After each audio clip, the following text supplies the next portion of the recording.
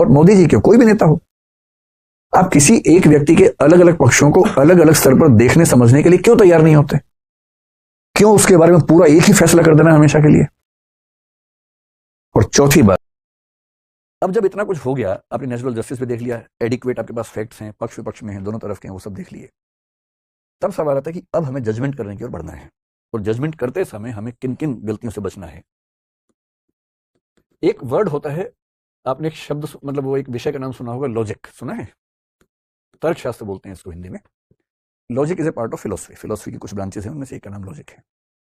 और लॉजिक का काम यह बताना है कि हम फैसला करते हुए, तार्किक फैसले करते समय कौन कौन सी त्रुटियां करते हैं। उन त्रुटियों को बोलते हैं फैलेसी, या हिंदी में बोलते हैं तर्क दोष, कि तर्क करते हुए कौन सी गलतियां आमतौर पर हमसे हो जाती हैं अगर हम प्रिकॉशन ना लें, अगर हम समझदारी से काम ना करें। तो जजमेंट करते समय हमें कुछ ऐसी गलतियों से बचना है जिन्हें जनरली हम फैलेसी कह सकते हैं, तर्क दोष कह सकते हैं। तर्क दोष तो 50 तरह के हैं, हम बहुत कॉमन सेंस वाली जो चीजें उनकी बात करेंगे, जो सामान्य जीवन में अप्लाई होती हैं, अक्सर होती हैं।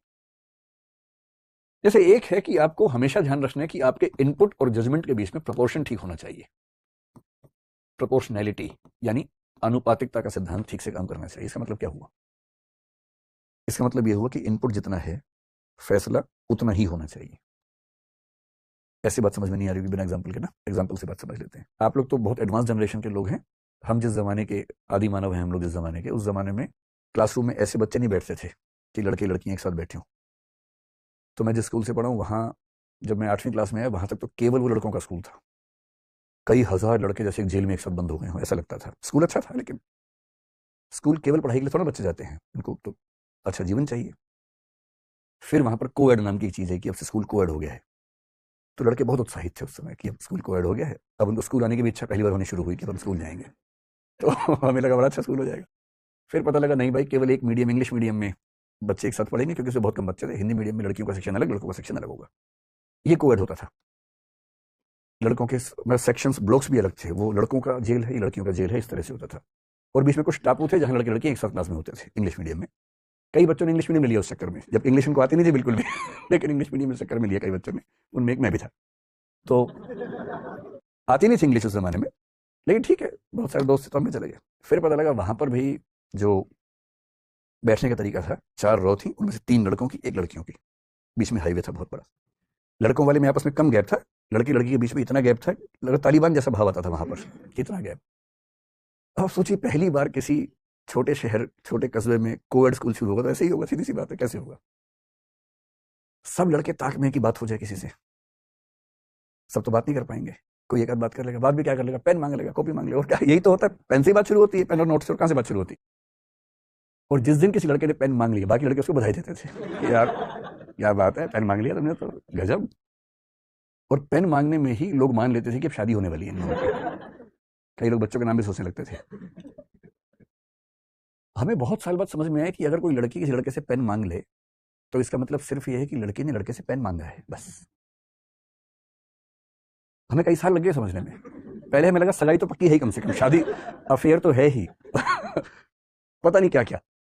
कई साल बाद समझ में आया कि नहीं, सिर्फ पेन मांगा है, और पेन मांगने का मतलब सिर्फ पेन मांगा है। मैं अपनी क्लास में एग्जाम्पल खूब देकर समझाता हूँ बच्चों को, ताकि वो भी थोड़ा ठीक से सोचे समझे। क्योंकि दिमाग कैसे काम करता है कि 3-4, जैसे आप लोग साथ साथ बैठे ना, आपके दिमाग भी खुले होंगे, हमारे तो बहुत बंद थे दिमाग उस समय। तो मान लीजिए किसी लड़की का पेन खत्म हो गया, साथ में लड़की बैठी, उसके पास भी पेन नहीं एक्स्ट्रा। पहले उसने उसी से पूछा, पर पेन नहीं है। क्लास चल रही है बहुत जबरदस्त तरीके से, बहुत जरूरी बात चल रही है। अब वो क्या करे बेचारी? तो आसपास 2-3 लड़के बैठे थे, उनमें से किसी एक से उसने कहा कि पेन है क्या? तो वो लड़का तो पेन एक्स्ट्रा ला ही रहा था बहुत दिनों से, कि कभी चांस मिले तो मैं पेन दूं। तो खटाक से पेन दिया उसने। बच्चे तो अपना पेन भी दे देते हैं कि हाँ है ना, तो तुम ये लो। हम तो वैसे ही आगे थे क्लास में। अब उन बच्चों में क्लास के बाद बात चल रही कि इसी से क्यों मांगा, क्योंकि वहां तो 3 लोग बैठे हुए थे। इसी से मांगा यानी कुछ खास बात है। और पूरा शास्त्रार्थ चल रहा है, क्योंकि इसके पास एक कार है और बाकी दोनों बेकार हैं। फिर और चल रहा है, नहीं ये दिखने में अच्छा लगता है, नहीं ये, नहीं वो, नहीं वो। फिर अंत में किसी ने उससे पूछ लिया। इन लड़कों में से एक की बहन क्लासमेट थी, उस बहन को बीच में लाया गया कि तुम पूछ के बताओ क्या बात है। उसने पूछा कि तुमने यार पेन इसी से क्यों मांगा? 3 लोग बैठे थे। वो पता क्या बोलती है, किससे? कौन था? आप कह रहे कि ये 3 लोग थे, तुमने इनमें से इसी से पेन क्यों मांगा? बोली अच्छा ये तीनों थे क्या वहां? मैंने तो देखा ही नहीं, ऐसे मान लिया पेन दे दो भाई, मैं तो सोचा भी नहीं। और तब उन मतलब महाराज को पता लगता है कि वो चुने नहीं गए हैं, वो बाई चांस बैठे थे तो उनसे पेन मांग लिया गया है। तो आपकी उम्र में थोड़ा ज़्यादा होता है कि इनपुट को बहुत बढ़ा के देखने की आदत हम लोगों को होती है। तो इनपुट जितना है ना, फैसला उतना ही। अगर किसी ने कहा कि भाई पेन दे दो, यानी पेन मांगा है ना। कोई देख के मुस्कुरा दे, ऐसा भी होता है कभी कभी। लड़के लोग झेल नहीं पाते हैं। मुझे ऐसे केसेस क्लास में मिलते थे। एक लड़का आके बोल रहा है कि सर, एक लड़के ने शिकायत की किसी लड़के की कि ये गलत तरीके से बात करता। तो मैंने पूछा, बोला सर एक दिन मैं आया तो मुझे देख के मुस्कुराई, फिर मैं क्या करूं? अजीब हाल है भाई, कोई अगर आपको देख के मुस्कुरा दे, ह्यूमन मुस्कुराहट भी तो होती है। विकसित देशों में तो बड़ी दिक्कत है। मैं जब पहली बार भारत से बाहर गया, यूरोप के एक देश में गया, मैं तो भारत का देहाती आदमी था एकदम। देहाती मतलब दिल्ली में था, लेकिन दिमाग देहाती था ना। गया तो वहां सड़क पे सुबह सैर कर रहा, सामने से एक महिला ही मुस्कुराने लगी देख के। मैं तो एकदम भारतीय आदमी, मैंने पीछे देखा कौन है, कोई तो आ रहा होगा भाई। कोई भी नहीं आ रहा था। मुझे लगा भूत प्रेत तो नहीं होता कि मुझे नजर नहीं आ रहा, इनको नजर आ रहा है कोई। तो मैंने बहुत ही अजीब तरीके से व्यवहार किया, मैं वहां से निकल लिया भाग के, कुछ गड़बड़ है यहाँ पर, भूत प्रेत का साया टाइप कुछ लगा मुझे। बाद में देखा कि वहां हर आदमी ऐसे कर रहा है। कोई पुरुष हो, कोई स्त्री हो, सड़क पे अकेला हो, कोई हो, आपस में एक दूसरे को मुस्कुरा के नमस्ते कहने की आदत ही है उन लोगों को। हर व्यक्ति को नमस्ते करता है मुस्कुरा के, उसमें कोई नियम कायदा अलग से है नहीं। तो 3-4 दिन के बाद फिर हम भी करने लगे, जो मेरे नमस्ते कर दें उसको। अच्छा, वो बड़े प्यार से नमस्ते भी बोलते हैं कई बार, वो टूरिज्म जहां पर चलता है। अब आप वैसा मिजाज लेके भारत वापस आ गए तो दिक्कत है। आप सड़क पे निकले, आपने मुस्कुरा दिया, पता लगा फिर FIR हो गई सीधे उसके बाद तो, है ना। तो कहने का भाव ये है कि जो इनपुट है, उस इनपुट से जितना फैसला निकले उतना ही फैसला निकालिए, उससे ज्यादा फैसला मत निकालिए। उसको बोलते हैं प्रोपोर्शनैलिटी। हम में से अधिकांश लोग बहुत बढ़ा के फैसला निकालते हैं। किसी ने सिर्फ इतना आपसे कहा कि यार अच्छा नहीं लगा तुमने आज ये काम किया, और आपने क्या क्या फैसले, सुसाइड और पता नहीं क्या क्या सोच लिया दिमाग के अंदर, उतना ही। किसी मूड में किसी ने कुछ कह दिया, टेम्परामेंट में, इमोशंस में कह दिया, तो उसकी वैल्यू उतनी रखी।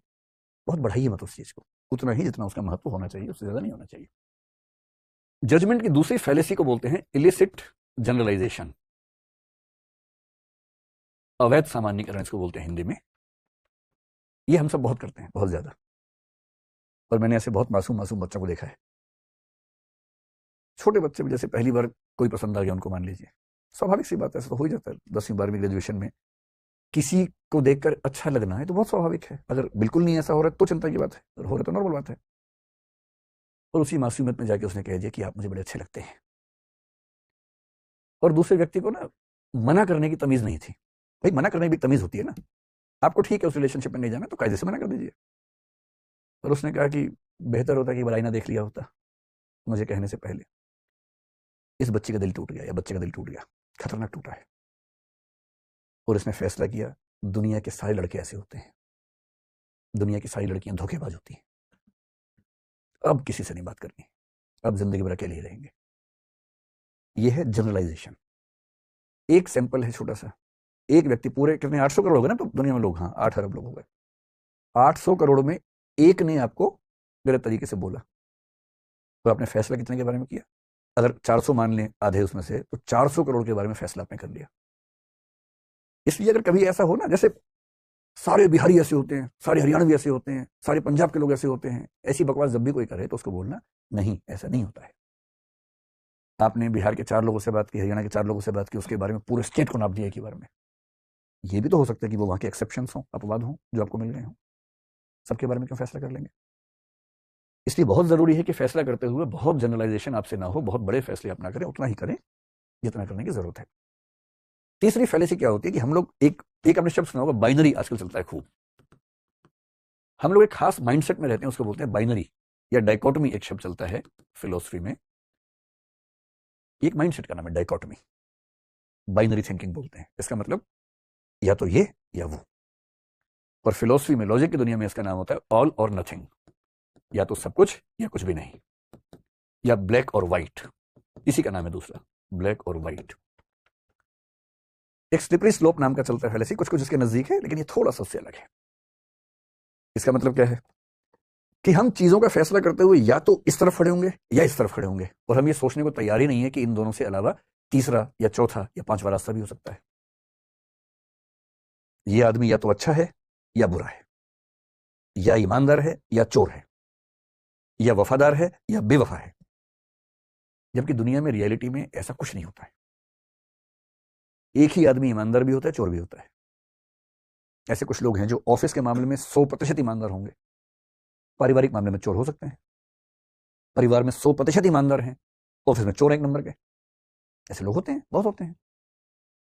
हिंदी साहित्य में प्रेमचंद ने पहली बार यह समझाया हिंदी साहित्य को कि कोई कैरेक्टर सिर्फ अच्छा या बुरा नहीं होता है, अच्छा और बुरा होता है, और मामला केवल प्रपोर्शन का है। कोई 45% अच्छा है, 55 बुरा है, कोई 55 अच्छा है, 45 बुरा है, कोई 65-35 पे है, कोई 72-28 पे होगा, कोई 24-76 पे होगा। इसको हम बोलते हैं कॉन्टिन्यूम की अप्रोच। और कॉन्टिन्यूम का मतलब यह है कि जब आप फैसला करें, हमेशा किसी चरम पर ना रहें, किसी एक्सट्रीम पर ना रहें। मोदी जी अच्छे हैं, बहुत अच्छे हैं, बुरे हैं, एकदम बुरे। ये ड्रामा नहीं करना है। क्या बोलना है, मुझे मोदी जी की ये पॉलिसीज बहुत अच्छी लगती हैं, ये ठीक लगती हैं, ये और ये ठीक नहीं लगती हैं। एक समझदार व्यक्ति की तरह बात करेंगे हम, क्यों एक बहे हुए व्यक्ति की तरह बात करेंगे उछल कूद के। और मोदी जी क्यों, कोई भी नेता हो, आप किसी एक व्यक्ति के अलग अलग पक्षों को अलग अलग स्तर पर देखने समझने के लिए क्यों तैयार नहीं होते? क्यों उसके बारे में पूरा एक ही फैसला कर देना हमेशा के लिए? और चौथी बात जो आपकी उम्र में ज्यादा मैटर करती है, वो ये कि जब भी कोई फैसला हो, हमेशा ध्यान रखना है कि जो भी डिसीजंस आपके हैं वो टेम्परेरी हैं। और इसलिए इतनी फ्लेक्सिबिलिटी हमेशा रखिए कि अगर कुछ नए और ऑथेंटिक इनपुट्स मिलते हैं तो आप अपनी राय, अपना निर्णय, अपना फैसला बदल सकें। कई बार हम इतने रिजिड होते हैं अपने फैसलों को लेकर, लगता है कि एक बार कह दिया, लोग क्या कहेंगे, अब कैसे बदले अपनी बात को। यही तो साहस है, ये कह पाना कि मैं जो कह रहा था वो गलत था। आज मुझे लगता है कि मैं अपना ही बेहतर संस्करण हूं, अपना ही बेटर वर्जन हूं। मुझे अपना ध्यान है कि मैं बचपन के दौर में घोर दक्षिणपंथी रहा हूं। विश्वविद्यालय में गया तो काफी हद तक वामपंथ का असर मेरे ऊपर हो गया, और आज मुझे लगता है कि वो दोनों रास्ते गलत थे। अपनी नजर क्यों नहीं होनी चाहिए, अपनी निगाह क्यों नहीं होनी चाहिए? मैं क्यों किसी की निगाह के पीछे चलूं भाई? मैं क्यों किसी का फॉलोवर बनूं? अपनी निगाह से देखेंगे। ये कहने का साहस कि हाँ मैं गलत था। फिलोसफी की दुनिया में कांट एक बड़ा महान दार्शनिक हुआ है, बहुत महान। अगर मेरा सबसे प्रिय हो पश्चिम में तो कांट है। पहले वो रैशनलिज्म के रास्ते पर था। रैशनलिज्म एक सेक्ट है, एक एम्पायरिसिज्म एक दूसरा सेक्ट है। बुद्धिवाद और अनुभववाद कहते हैं। वो बुद्धिवाद का दीवाना हो गया। इतने में एक अनुभववादी दार्शनिक ह्यूम को उसने पढ़ा, पागल हो गया एकदम कि अरे यार यही सही है। फिर बुद्धिवाद के को दार्शनिक को पढ़ा, बोला नहीं यार ये नहीं, ये सही है। फिर ह्यूम से उसने कुछ चीजें सीखी, फिर बोला नहीं यही सही है। पेंडुलम की तरह बेचारा इधर इधर इधर इधर, और अंत में उसने घोषणा की दोनों गलत है, हम तो अपने रास्ते पर चलेंगे। और उसने उस रास्ते का नाम दिया समीक्षावाद या क्रिटिसिज्म या क्रिटिकल फिलोसफी। मैं क्यों किसी का पीछे लग्गू बनूं भाई? और 20th सेंचुरी में, कांट तो 18th सेंचुरी में हुआ, 20th सेंचुरी में एक आदमी विटगेन्स्टीन, इतना प्यारा आदमी हुआ, कैम्ब्रिज से वो जुड़ा हुआ था, लुडविग विटगेन्स्टीन उसका नाम था। और टाइम पत्रिका ने 20वीं सदी के सबसे महान 100 लोगों में उसको स्थान दिया। उसकी फिलोसफी बहुत मुश्किल है, समझना बड़ा मुश्किल काम होता है, लेकिन मैं जो बताना चाह रहा हूँ वो जो रोचक बात उसके बारे में, उसने किताब लिखी, ट्रैक्टेटस नाम से किताब लिखी, बहुत फेमस हो गई किताब। इतनी फेमस हो गई कि उस किताब को बेस बनाकर फिलोसफी में 2-3 स्कूल चल पड़े, पूरे पूरे सब उसके दीवाने हो गए। फिर वो घूमने चला गया, नदी के तट पे रहने लग गया। फिर वापस आया कुछ साल बाद और आके बोला कि मैंने उस किताब में जो भी लिखा था वो सब बकवास है, मैं खुद अपनी किताब को खारिज करता हूं। बाकी लोग बोले आप तो खारिज कर दोगे, हम तो उसी के बेस पे पता नहीं कहां तक भवन बना चुके अपने अपने। उसने कहा नहीं, गलत है तो गलत है। मैंने बोला, उस समय वही समझ में आया, सब गलत है। और तब एक दूसरा सिद्धांत निकाला, अपने ही पहले सिद्धांत के खिलाफ दूसरा सिद्धांत। ये साहस कि जो मैंने फैसला किया है, एक समय के बाद हो सकता है कि पर्याप्त इनपुट्स ऐसे मिले कि मुझे ही समझ में आ जाए कि फैसला गलत था। और गलत था तो मैं गलत फैसला क्यों ढोता रहूं भाई? क्यों नहीं ईमानदारी से मान लूं कि हाँ ये गलती हुई, अब मैं उस गलती का निराकरण कर रहा हूं। मेरी राय पहले ये थी, अब मेरी राय ये है, और अभी भी गारंटी नहीं है कि हमेशा ही रहेगी राय, कल को बदल सकती है। हाँ ह्यूमन रिलेशंस में आप नहीं कर सकते ऐसा बार बार, लेकिन सामाजिक मुद्दों पे, राजनीतिक मुद्दों पे तो कर ही सकते हैं। और इसलिए आज के दौर में अगर आप इन प्रिकॉशंस को ध्यान रखते हैं तो मेरा ख्याल है कि हम बेटर जज होंगे। जज बनना बहुत मुश्किल काम होता है, हम जज बनते बहुत ज्यादा हैं। अपने मामले में वकील, दूसरे के मामले में जज तुरंत बन जाते हैं। लेकिन जजमेंटल होना जज होना नहीं है, जजमेंटल हुए बिना ठीक फैसला करना जज होना है। तो ये आज की चर्चा में जो